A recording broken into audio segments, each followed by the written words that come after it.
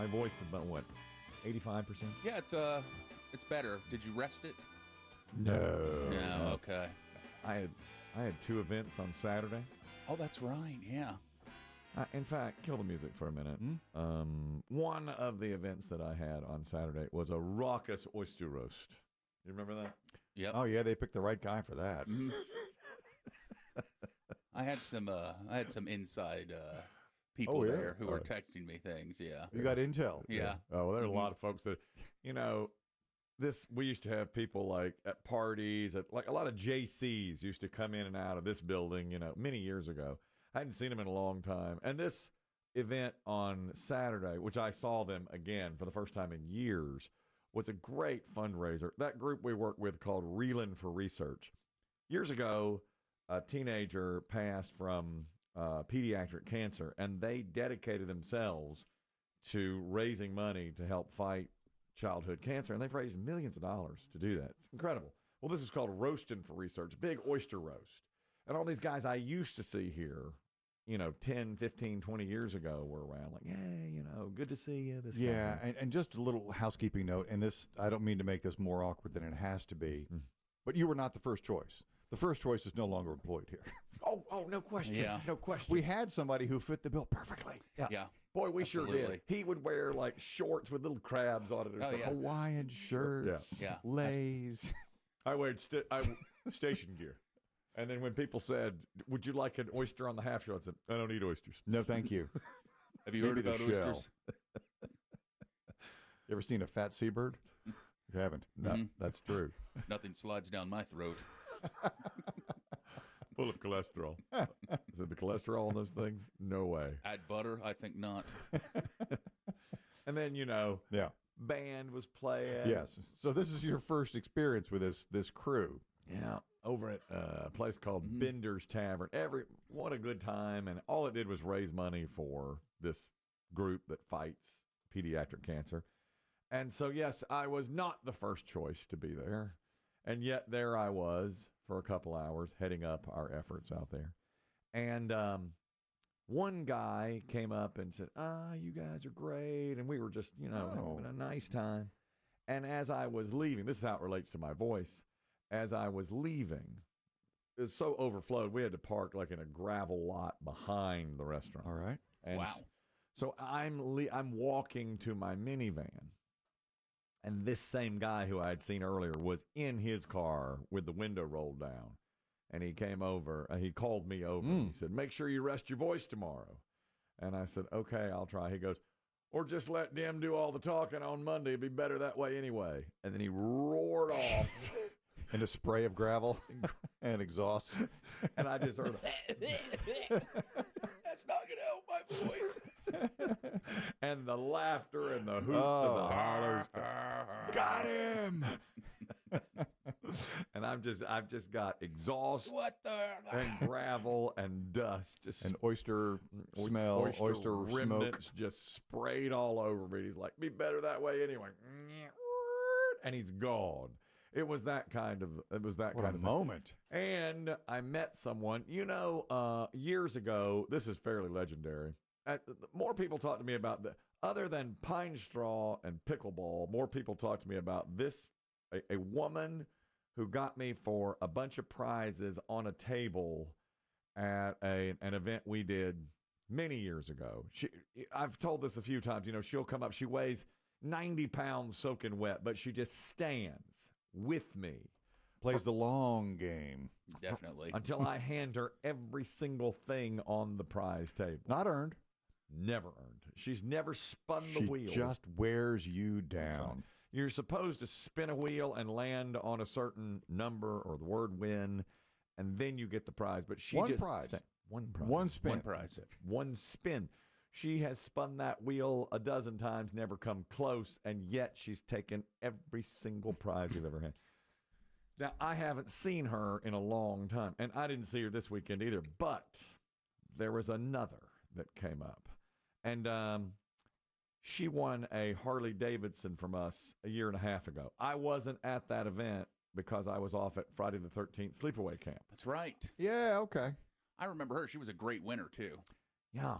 she was excited. very excited to win the motorcycle. This is almost 2 years ago, and she was excited to win. Well, she was at this oyster roast event, and she came up, and now I think she had some beers. Shocking. Okay. All right. I think because we had a band playing, and she was out dancing in front of the band. Alone.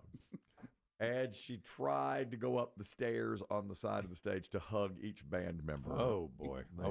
They had to hold on there, lady. Was there, quote unquote, security at the stage? Yeah, there's a guy with a hat on who said, nope. Easy, sister. So she came over to spin our prize wheel, and she did. And then she said, I want to tell you something.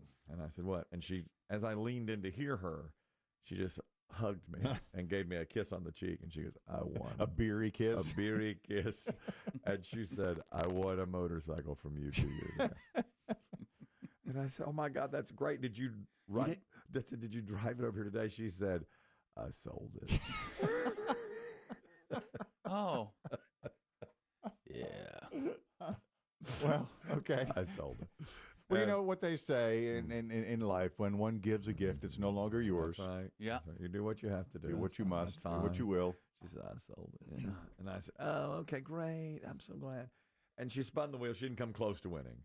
And she said, give me one of them T-shirts. And I said, well, you have to land on. You had your chance. On the word win. And she goes, I'm not walking away from this table.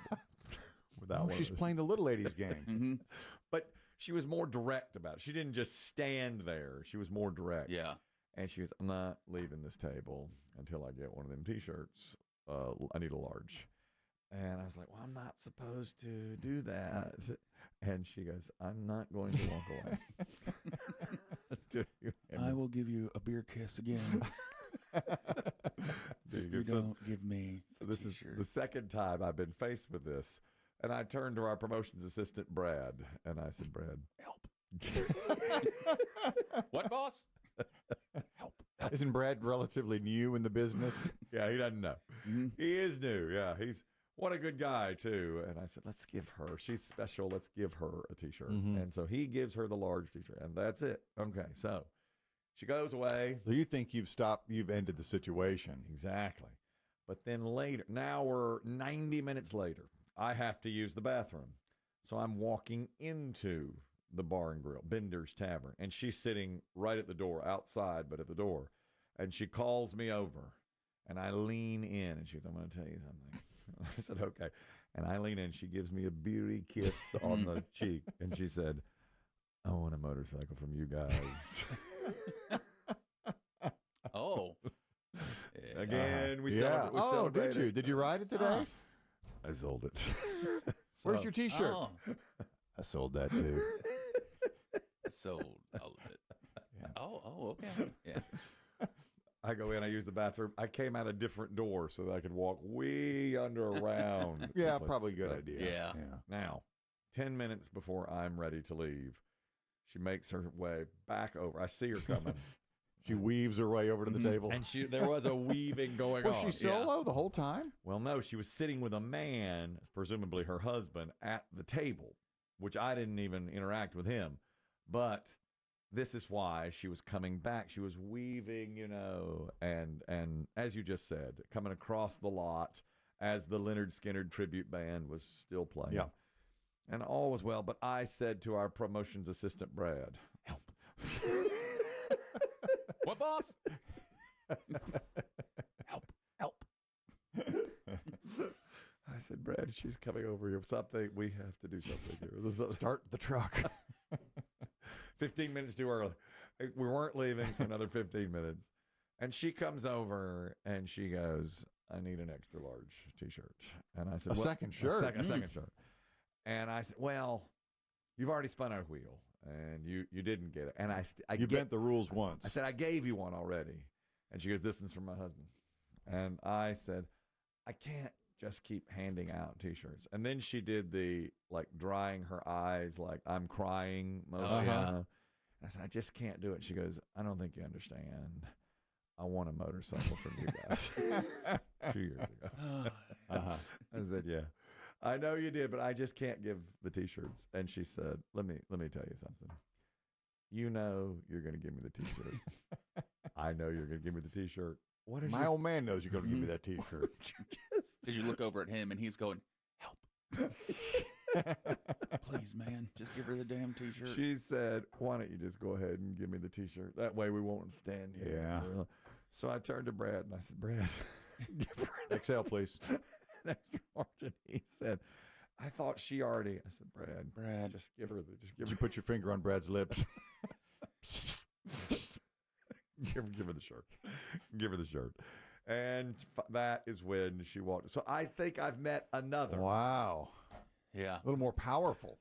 More assertive. more aggressive than the previous. I'd say there's a good chance that she woke up later that evening clutching that shirt and said, how did I get this? Where Where did this does come shirt from? I know exactly.